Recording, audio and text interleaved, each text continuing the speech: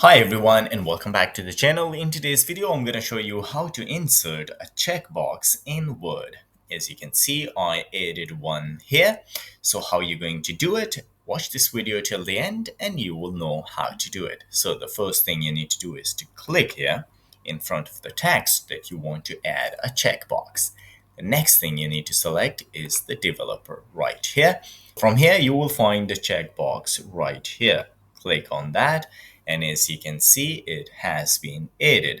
Now, if I click on the checkbox, as you can see, the cross sign appears. So if I want it just like this one, the first one, all you need to do is to select it like this, then go to the properties.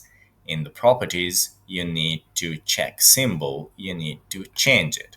Once you click on change, all these symbols will appear. You can choose any one of it, but if you want just the tick mark, select this one and then press OK, and then again click on OK. So as you can see here, it has been changed. Now if I click on it, it will change into a tick mark. So guys, this is all it takes to insert a checkbox into your Word file. If you like the video, don't forget to subscribe. I will see you in the next video. Till then, take care.